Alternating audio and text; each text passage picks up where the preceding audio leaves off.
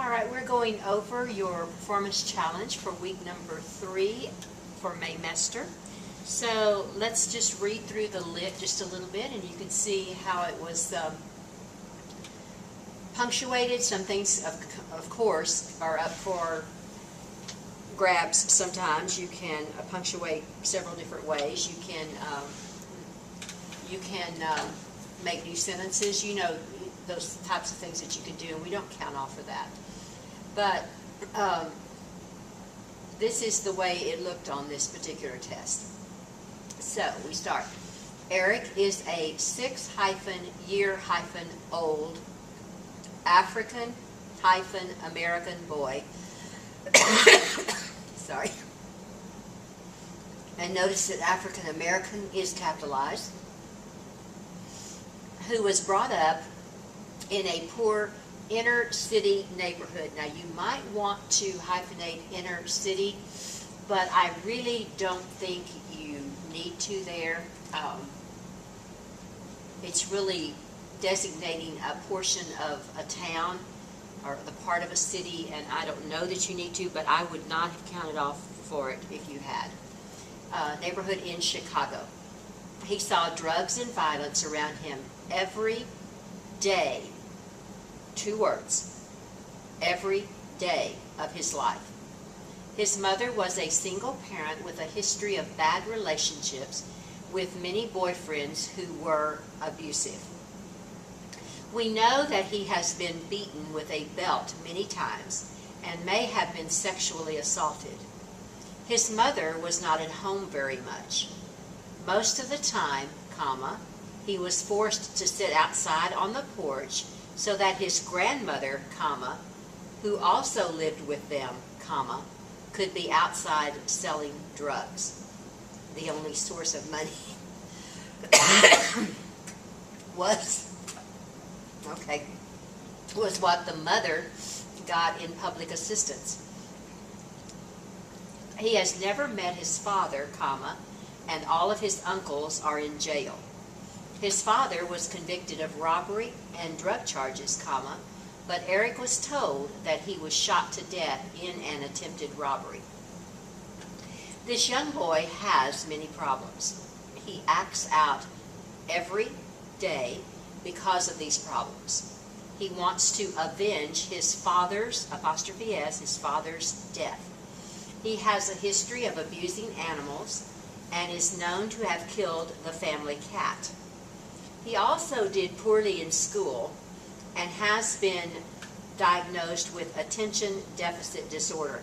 Now, I know when you when you abbreviate that, ADHD or ADD, that it is capitalized. So I probably think it should be capitalized there also, but we didn't give that to you, so because we didn't give it to you, we won't count off on it. But if you did capitalize it, that was probably the wiser thing to do.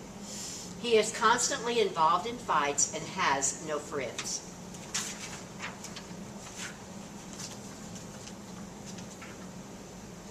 When he is at home, he spends all of his time alone.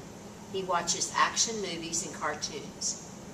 At one time, and you know those at clauses, the when clauses, all those can also be separated. So you could have put at one time, he made friends with the boy next door, but one day he stole the boy's bicycle, and boys, B-O-Y'-S, bicycle.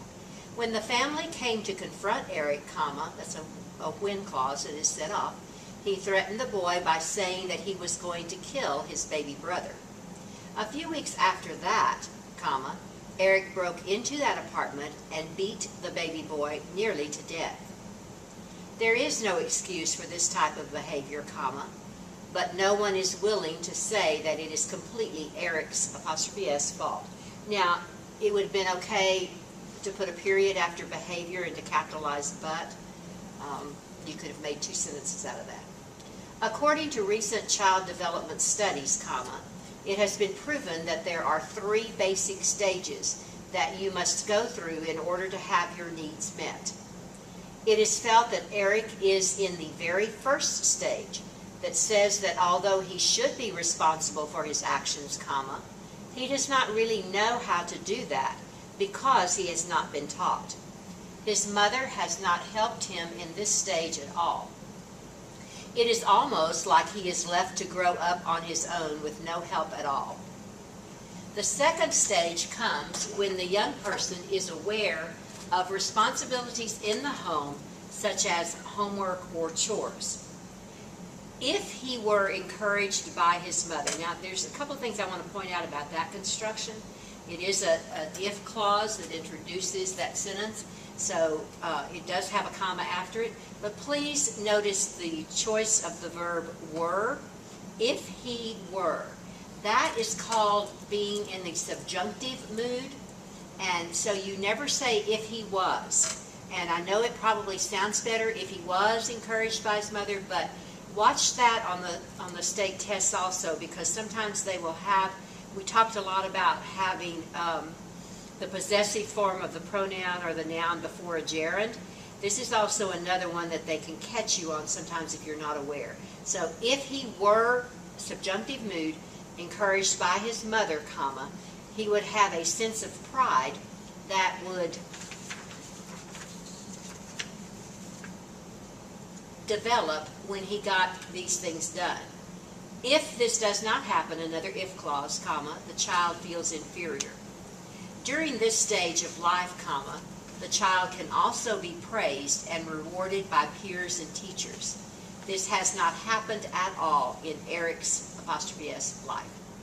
The real problem is in the fact that Eric has never in his life had a parental figure present. He was forced to make too many of his own decisions before he was really able to do that. He feels no guilt at all in the actions that he has taken because he has nothing to measure them by. Proper English would have a fit about ending that sentence with the word by, which is a preposition, but of course we know in court reporting we're not always proper English. At the same time, comma, he feels bad because he has never received any praise or encouragement from his mother. All of this has made Eric very unstable and does not have the ability to reason anything out. That's really not a very good construction.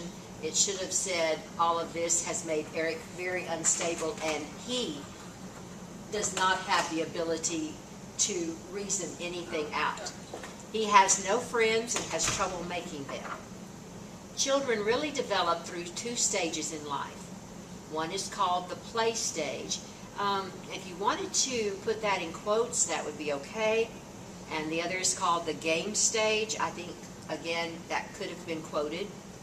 In the play stage, comma, we learn to imitate the behavior of others, and we have no rules by which to play. If you wanted to put the comma before the and, that would be okay too.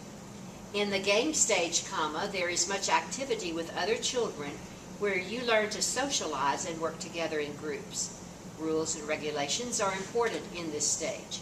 This is where you learn your morals and your values in life.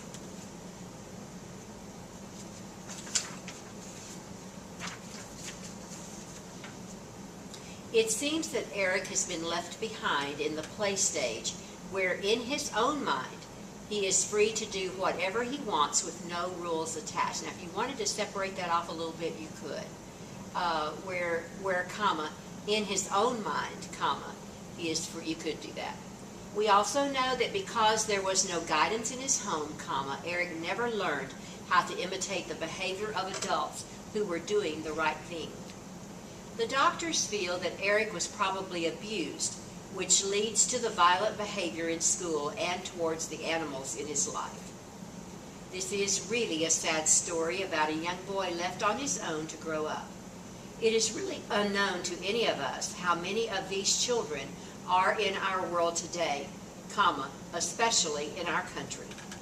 This is perhaps the reason why we have so much trouble with children today and why many of them find themselves going through the criminal system even before they have graduated from high school. And of course the 180 drops out in just a few minutes. It is hard to know what to do with kids like this. Yeah, the 160 dropped out at 40. I don't know where I stopped. but it would have dropped out at the 40 mark. Going on to the 180, it is hard to know what to do with kids like this. It seems unfair at times to keep them locked up. Semicolon, however, comma, some of the crimes they have committed leave us no choice. Can a young person who has grown up this way really be changed? Is it possible to change a behavior that he or she has grown up in? I'm not sure any of us have the answers. And that ends the 180 test. Okay?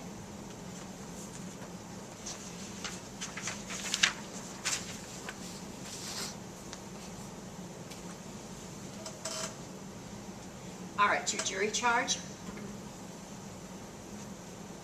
Ladies and gentlemen of the jury, and they have a period after that, it should be just a comma and a small w. We are now at that point in the trial where it is up to me to address you and charge you, comma, which means to instruct you on the law that's, and that is apostrophe S, meaning that is involved in this case. This is the law that you must follow and apply when you decide upon your verdict. Before I do that, comma, I just want to tell you that I want to thank you for your and that your is right, for your very close attention that each of you have been giving to the attorneys and to the testimony and to the evidence. Now, if you wanted to separate that a little bit, you could. And to the evidence that has been presented to you. I have had an opportunity to watch you, comma, and I have seen that you have listened attentively, comma, and I thank you for your cooperation in that respect. I would also like to thank the attorneys for the very fine manner in which they have presented their respective cases to you. This is a criminal case, and this one was dashed. I think you could probably get by with just using commas. You wouldn't use a semicolon. You could get by with using the colon because you're going to be listing what it is. But this one was the easier use of the dash here. This is the criminal case dash. The state of New Jersey, V.S. versus Arthur Davis, comma, for violation of the laws of the state of New Jersey, and state of New Jersey would be capitalized. I gave that to you once. You would capitalize it the second time. Semicolon. Namely, comma, for 2 counts of armed robbery. The witnesses, comma, the state. I think I might put a comma after the state, comma, and the defense attorney, because in that, if you're at first read, you might think the state and the defense attorney were the same person. Well, we know they're not, but it probably would make it an easier read if you put the witnesses, comma, the state, comma, and the defense attorney have concluded their part of the trial. It is now my job to instruct you on the law that is to be applied to this case. You, comma, as jurors, comma, must accept this law as I stated to you. I'm assuming. Yes, comma, even though you may personally believe that I am wrong, comma, or may personally believe that the law is wrong and needs to be changed. However, comma, you, comma, as the jurors, comma, are the only and the final judges of the facts of this case. You are the final judges of the weight of the testimony and of the credibility of the witnesses. You are the only judges of the inferences which may be drawn from the testimony, comma, as well as the final conclusion to be reached so far as the facts in this case are concerned. I cannot stress too strongly that it is you and you alone who are the judges of the facts. The court has no interest in the final outcome of this case.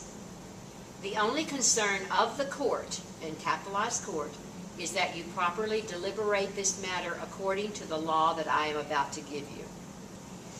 During the trial, you have heard motions and objections that have been made by both the state and the defendant. I charge you that you are bound by the rulings of the court, and any evidence the court excluded must not be considered by you during your deliberations. These objections and the rulings by the court should not in any way to words, be taken by you as indicating how the court feels this case should be decided. All the motions and objections that you heard me refer to are the responsibility of the court as the judge of the law. The credibility of the testimony must be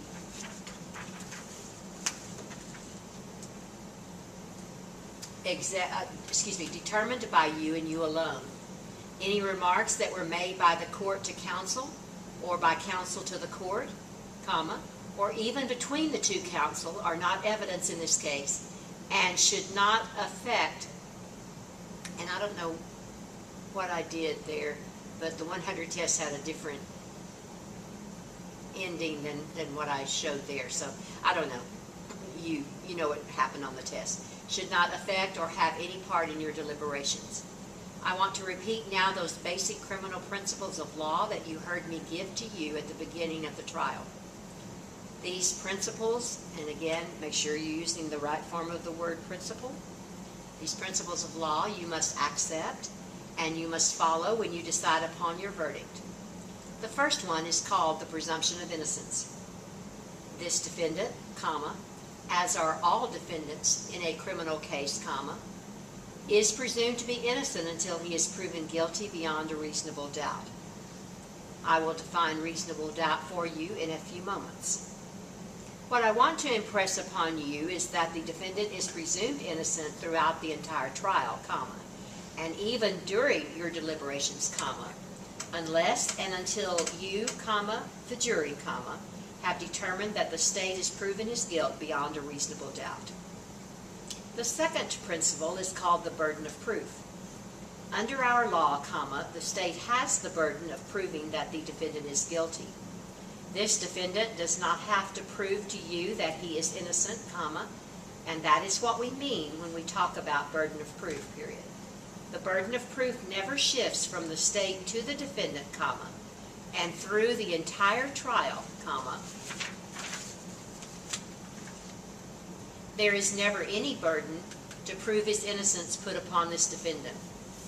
Therefore, until the state has proven to you the crime charged and each of the elements of the crime, the defendant is entitled to be found not guilty. The third principle is the definition of reasonable doubt. That is also included in the first two principles I just gave you, and it is very important that you understand the meaning of those words. What is a reasonable doubt? Question mark.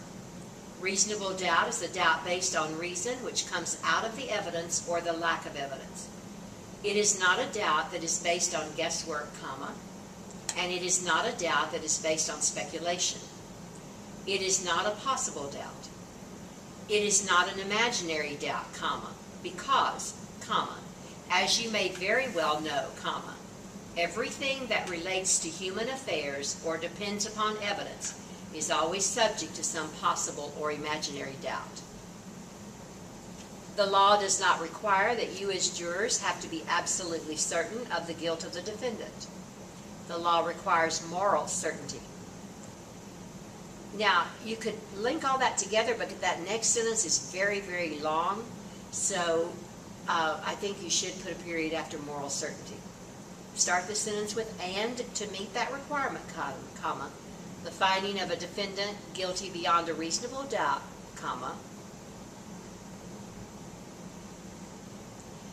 you as the jurors have to have an abiding conviction, to a moral certainty after weighing all of the evidence in this case, that there is truth in the charge that the state has brought. That is a very weirdly worded group of words there. So punctuating that probably was a little bit of a challenge for you. You might let us know how difficult you thought that little paragraph was. Again, it does not mean that you are absolutely certain, as I pointed out. The law never requires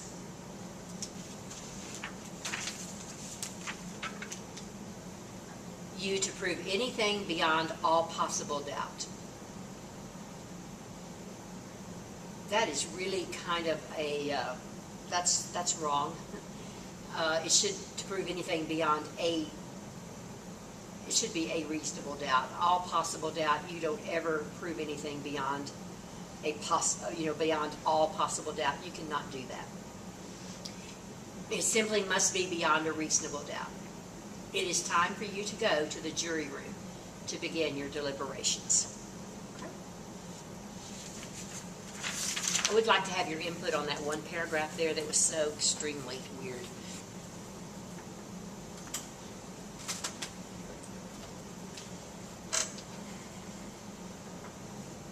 All right. Question. Do you remember where you were at the time of the accident? Answer. I was in my car at the stoplight. One word. Question. Did you have a current driver's license with you? Please, please realize that you have to put an apostrophe there. It's driver's license with apostrophe S.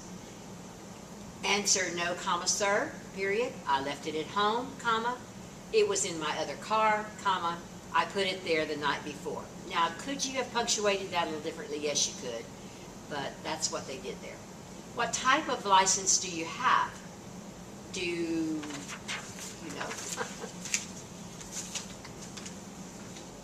Do you know what I mean? Was it a capital Class C or capital Class A? Answer, I don't know what that is, period. Totally off the wall answer. I wear contacts. I must wear contacts or wear glasses. Question. That was my next question. You were wearing contacts, question mark? Answer, yes, comma, sir, period. I always have them on. I can't see without them. Please do not be bothered by the format on the Q's and A's. It just didn't, that one didn't come out right. So the Q and A's are all over the place. You know how they should be formatted.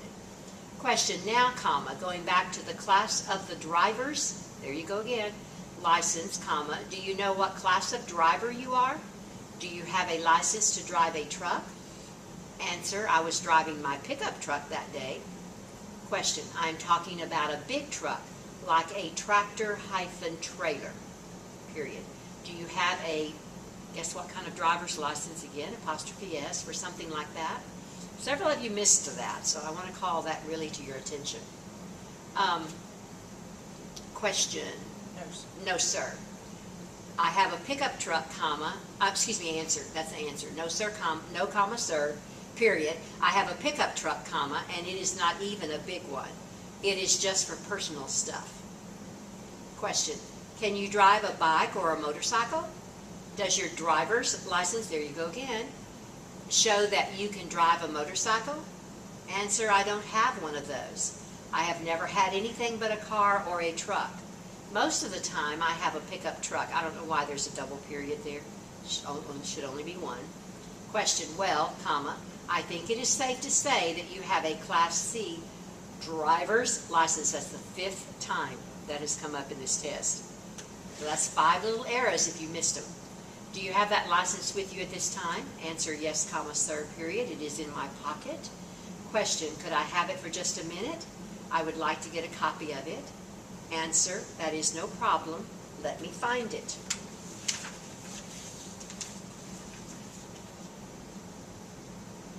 Question, well, comma, when you do find it, comma, just give it to me, period. I will have a copy. Oh, yeah, and right there is when I stopped for the 80. I think I said, well, when you do find it, just give it to me, and I think the answer is okay. I will have a copy made while we continue with the deposition. I should have asked for the driver, hello, 6th time, license right from the start. The class of driver that you are is on the license. It is on the back, if I remember. The 200 test, I think the answer was I have it here. But that here was added just on that 200 test. Here it is. This is the new one. I don't know where it says the type of driver. This is not the one that I had at the time of the accident. Question, that is fine, period. As long as you had a driver's license at the time of the accident, comma, then you are okay. Did I ask you whether or not your license had been suspended? And I think for one of those, the answer was just no. That would have been that 15 up there would have been the 60, and that no would have been the 80. Answer, as far as when the accident happened, comma, the license was good. It was suspended a long time ago, comma, but at the time of the accident, comma, it was good. Question, did you have anybody else in the car with you on that day? Answer, no, comma, sir, period. I was alone, period. It was just me.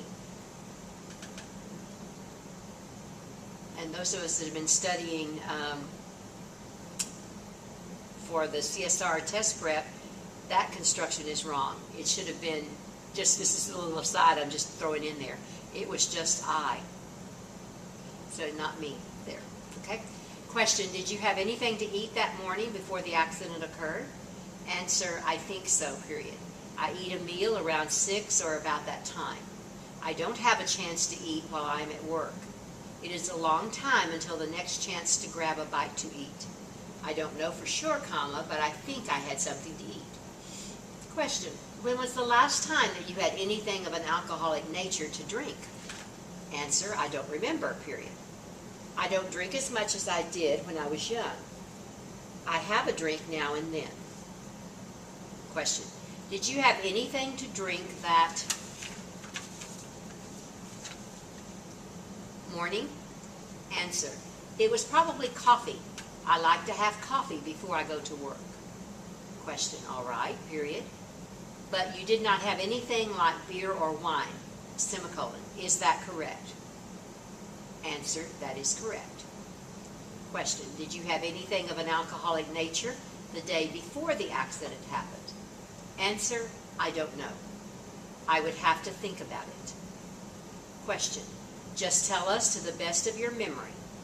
If you remember, comma, then that is fine. If you don't, comma, then tell us that you do not remember. Answer, I don't know for sure. I don't think so. Question, do you recall how much sleep you got the night before the accident happened? Answer, the usual amount, comma, I would guess. Question, what is that? As far as the number of hours, comma, how much did you get? Answer, 6 or 7 hours. And again, because that number begins that sentence, you're not going to put it in numbers. You're going to write it out. And then you're going to write out that 7 also because you want to be consistent. I don't sleep longer than that. Question, do you ever get less sleep than that? Answer, yes, comma, sir, period. Sometimes I stay up to watch a show or I go out with my wife. Question, do you think that you had, we talked about this the other day in class too, those double words, but that is the correct construction, that you had had enough sleep the night before the accident? Answer, yes, comma, sir, period. I was fine. Now, you could maybe have put a semicolon after yes, sir, comma, I was fine. That kind of continues to answer the question. But when he starts adding more stuff, then remember that has to be a complete another sentence. I remember that I was in a good mood, so I know that I had enough sleep. Question, you were at the stoplight in your car before the accident. Did you have a green light or a red light? Semicolon. Do you remember? Answer, I had a red light. The light had just changed. I could have been slowing down for the light. Question, in other words, comma, you had not stopped at the time of the accident, semicolon. Is that correct? On the 200 test, I think I said I don't think so. But anyway, the answer is I think so. Question, how fast in miles per hour do you think that you were moving? Answer, I don't know. I think that I was almost at a halt. I would guess 2 miles per hour. I was about to stop. Question, how many other cars were at the red light at that time? Answer, do you want to know how many were going the same way as me? Question, okay, period. That is a good place to start, period. How many cars at the time of the accident were at the stoplight on the same road as you? Answer, I would say that there were 2 cars in front of me. Question, how about the cars on the other side of the intersection? Answer, I don't know. The accident happened fast. Question, as much as you can, comma, I don't want you to guess, comma, but do you have an idea? Answer, I would say 2 or 3. Question, 2 or 3 cars were on the other side, comma, to the best of your memory, semicolon. Is that correct? Answer, yes, comma, sir, period. I believe that is correct. Again, that construction could have a semicolon instead of that period after sir. Question, at the time of the accident, comma, do you remember if any cars were in the middle of the intersection? Answer, no, comma, I don't believe so, period. No, comma, sir, period. Traffic had not started for the traffic that was eastbound or westbound. And remember that you would not capitalize east or west in that construction. Question, you were southbound, semicolon, is that right? Again, southbound would not be capitalized. Answer, yes, comma, sir, period. I was on the way to work. Question, as a matter of fact, comma, you were late for work on the day of the accident? Answer, no, comma, sir, I was not. Now again, you could have the semicolon there. Question, we have your prior deposition, period. I believe that you had said that you were late, semicolon. Isn't that correct? If you remember things differently now, comma, please tell us. Answer, I don't know what I said in the deposition. I was due at work at 9 in the morning. And that's the end of the test.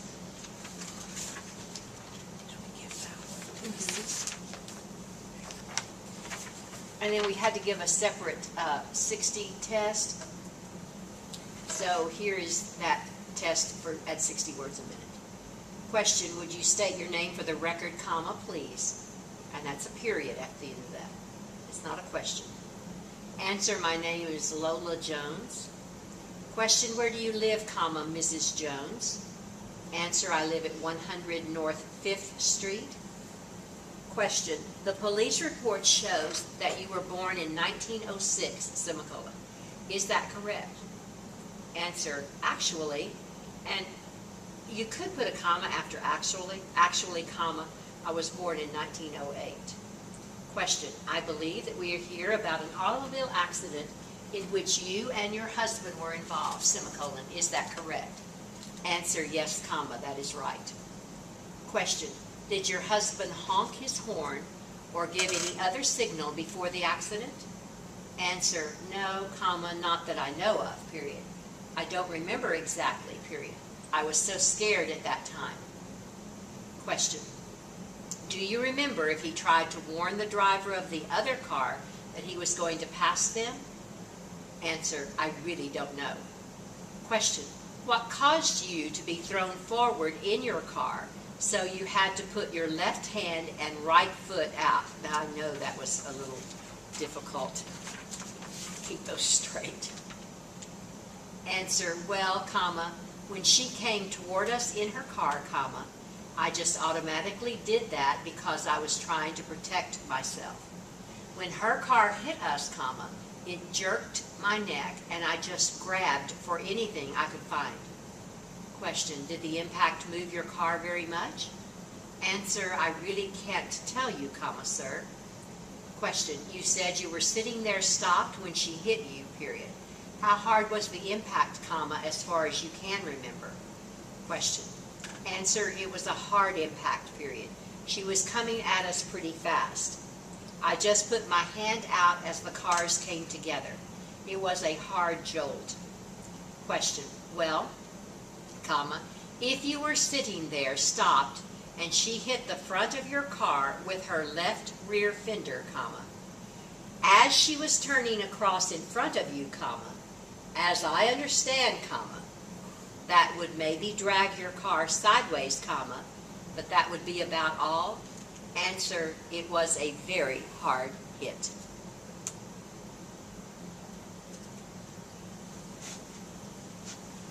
Okay, let's have some good discussions about those. Any questions, issues that you have, okay?